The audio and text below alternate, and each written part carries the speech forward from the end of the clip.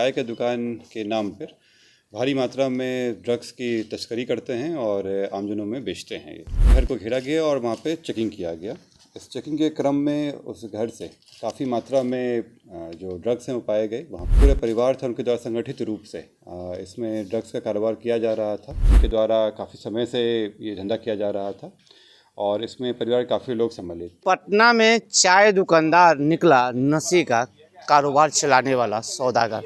हालांकि पुलिस ने गुप्त सूचना के आधार पर जब छापेमारी किया तो पुलिस ने ग्राहक बनकर सबसे पहले उस दुकान पर एंट्री किया। उसके बाद लाखों का मादक पदार्थ बरामद कर उसके घर पे छापेमारी किया गया, जहां से पुलिस के द्वारा जो है कई हथियार और कैश समेत कई गहने जो है वो भी बरामद किया गया है। सबसे पहले आपको हम सुनवाते हैं कि क्या कुछ कह रहे हैं पटना के एसएसपी कार्तिकेय शर्मा।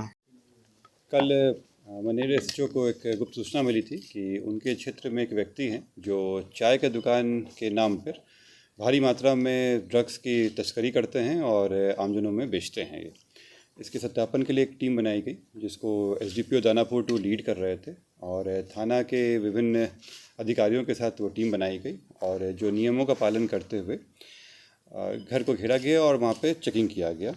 इस चेकिंग के क्रम में उस घर से काफ़ी मात्रा में जो ड्रग्स हैं वो पाए गए। वहाँ जो पूरे परिवार था, उनके द्वारा संगठित रूप से इसमें ड्रग्स का कारोबार किया जा रहा था। जब घर की पूरी तलाशी ली गई तो इनके घर से 545 ग्राम स्मैक पाया गया, 558 ग्राम चरस, एक देसी कट्टा, 3 कारतूस पाए गए हैं, एक जो पिस्टल है उसका मैगज़ीन पाया गया, शराब पाए गए, साथ ही में नगद 12,16,000 मिला है वहाँ पे। इसके अलावा 413 ग्राम चांदी और 24 ग्राम सोने का आभूषण, इसके अलावा गाड़ियाँ और मोटरसाइकिल वहाँ से बरामद हुई हैं। इन सब देखने से स्पष्ट है कि इनके द्वारा काफ़ी समय से ये धंधा किया जा रहा था और इसमें परिवार काफ़ी लोग सम्मिलित थे। पूछताछ में बताया गया कि ये जो सप्लाई नेटवर्क है ये नेपाल तक फैला हुआ है और विभिन्न राज्यों से ये आता है। यहाँ पे ये इसको विभिन्न पुड़ियों में बांध कर और ये आमजनों में बेचते थे और इसी क्रम में इनके द्वारा अकुत संपत्ति भी बनाई गई है। इसमें जो 6 लोगों की गिरफ्तारी हुई है, उनमें से एक व्यक्ति का पूर्व में भी एनडीपीएस का केस रह चुका है। इन 6 की गिरफ्तारी करने के बाद और भी लोगों के नाम आए हैं जिनको जल्द ही भेजा जाएगा। खास बात इसमें यह है कि चूँकि ये चाय का व्यवसाय करते थे और इनके जो जिस तरह की संपत्ति पाया गया है वो उनके व्यवसाय से मेल नहीं खाता है, तो इसमें जो BNS 107 का प्रस्ताव है वो भी हम लोग भेजेंगे कि कब ये स्पष्ट है कि ये अपराधजनित संपत्ति है और उसको जब्त करना आवश्यक होगा।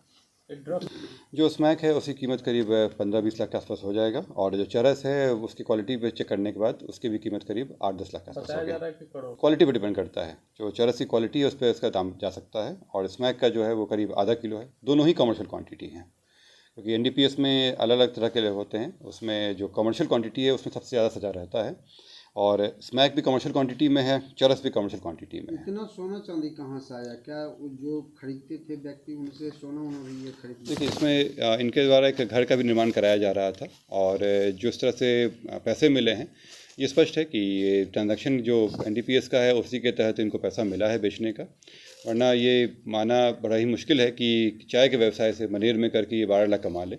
इसके अलावा जो घर भी बनाया जा रहा है और जिस तरह की संपत्ति, गाड़ियाँ, मोटरसाइकिल वगैरह मिला है, इससे स्पष्ट है कि ये जो ड्रग्स का धंधा है इसी के तहत किया जाए। गिरोह में और कितने लोग शामिल हैं? अभी फ़िलहाल 6 लोग पकड़ाए हैं। इसके अलावा अन्य और लोगों का नाम आया है उसमें, जिनको हम लोग तलाश रहे हैं, जल्दी गिरफ्तार करेंगे। नेपाल तक पुलिस जाएगी? जैसे मैंने बताया कि आपको ये विभिन्न राज्यों में भी और नेपाल तक के भी तार जुड़े हुए हैं इसमें, तो वहाँ भी कार्रवाई करके हम लोग बाकी लोगों को भी भेजेंगे। सभी लोग और वहीं से कर रहे थे।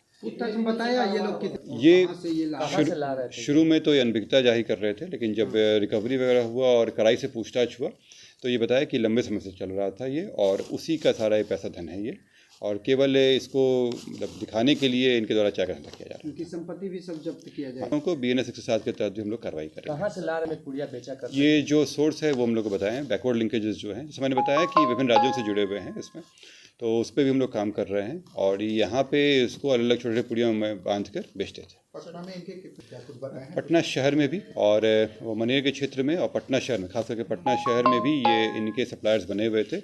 ये उसको विभिन्न पुड़ियाँ बना के यहाँ के सप्लायर को देते थे, जो अन्य जो लोग नशे के आदी हो गए हैं उनको ये बेच देते थे। हथियार रखने हैं क्या? लोग के पास बिना मेहनत के पैसा आता है तो उसका ज़्यादातर लोग इस्तेमाल यही करते हैं कि या तो उससे सोने चांदी का चीज़ें खरीदते हैं या रियल एस्टेट में लगाते हैं और उसको बचाने के लिए हथियार भी खरीदते हैं लोग। तो ये केवल एक जब अत्यधिक पैसा आ जाए और उसको इस्तेमाल कहीं रखने का नहीं हो तो उसके लिए इसी रूप में दिखता है। चाय के दुकान के आरोप जब ये में चंबल घाटी से भी रिलेटेड लंबा समय से चल रहा है तो ये स्पष्ट है कि घर के सारे लोगों को जानकारी थी और आप लोग जानते हैं कि नशा का कारोबार जो है वो काफ़ी कठोरतम इसमें सज़ा होती है। तो ये मानना तो स्वाभाविक है कि घर के लोगों को जानकारियाँ थी, महिलाएं भी इसमें सम्मिलित थीं। जो उन लोगों के पूछताछ में आया है उसमें भी यही आया है कि महिलाएं भी इसमें सम्मिलित थी और उनके द्वारा भी इसको इस कारोबार में इस्तेमाल होता था। जो आप बता रहे हैं कि शहर के विभिन्न क्षेत्रों में, तो ये बात का भी लिंकेज हम लोगों को मिला है कि ये शहर में ही आके इसको यहाँ बेचने की कोशिश की जाती थी। हाल फिलहाल में कुछ लोग इनके पकड़ाए भी थे और उसी के तहत का तार मिला था। अभी जो इनके और एजेंट्स जो उनको कह सकते हैं उन पे भी हम लोग कार्रवाई करेंगे। गिरफ्तार 6 लोग नहीं, जो गिरफ्तार हैं अभी इसमें 6 लोग में जो हैं ये सभी पुरुष हैं, बाकी जो महिलाएं हैं उनसे पूछताछ चल रही है। चंबल घाटी का इसका कनेक्शन आया है क्या? मैंने बताया आप लोगों को कि जो पूर्व में भी लोगों का आया था उससे हम लोग जानकारी मिली थी कि इस तरह की कार्रवाई चल रही है और जो अभी पूछताछ वगैरह में आया तो शहर के कई जगहों पर बेचने का आया, सिर्फ यहाँ के नहीं और भी जगहों का आया है, तो उस पर हम लोग कार्रवाई कर रहे हैं। ये लोग जो पकड़े गए हैं परिवार के ही लोग हैं इसमें और परिवार के लोगों की सम्मिलित इसमें थी। जो लोग वहाँ पे थे सब लोग मिलकर कर रहे थे। जो वो घर की महिलाएं हैं उस पर हम लोग अभी जांच कर रहे हैं। बट प्रथम दृष्टया तो ये लग ही रहा है कि उनको कम से कम जानकारी तो थी, उनके द्वारा रोका तो नहीं गया था। बाकी मेन कौन है? आप लोगों को कि आप ये कह सकते हैं कि जो ड्रग्स के जो सेवन कराने के लिए लोग जो प्रलोभन देते हैं वो ज़्यादातर युवा वर्ग के लोगों को ही देते हैं, खास करके स्कूल कॉलेजेस वगैरह में भी। तो कॉलेज में ही सबसे ज़्यादा लोग कोशिश करते हैं वहाँ पे और इसीलिए आप लोग जानते भी होंगे कि शहर के जो विभिन्न क्षेत्र हैं वहाँ पे ये करते हैं। तो ये बात सही है, लिंकेज इसका इस तरह का मिला है हम लोगों को।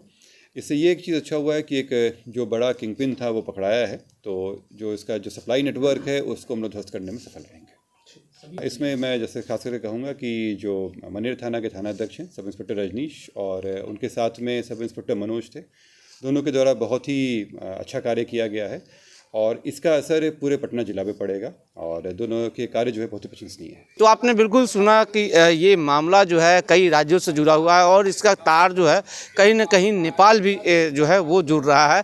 हालांकि पुलिस ने छापेमारी कर जो है इस मामले में जो है एक ही परिवार के 6 लोगों को गिरफ्तार किया है और एसएसपी कार्तिकेय शर्मा ने साफ तौर पे कहा है कि इसको लेकर, नशे को लेकर जो है नए साल में लगातार पुलिस के ओर से जो है छापेमारी की जा रही है। इसी आलोक में गुप्त सूचना मिली थी और पुलिस ने एक टीम बनाया था और सादे लिबास में ग्राहक बनकर पुलिस जब उस चाय दुकानदार के दुकान पर पहुंची उसके बाद छापेमारी की गई तो वहां देखकर पुलिस भी चौंक गई और कई सामान जो है वो बरामद किया गया है।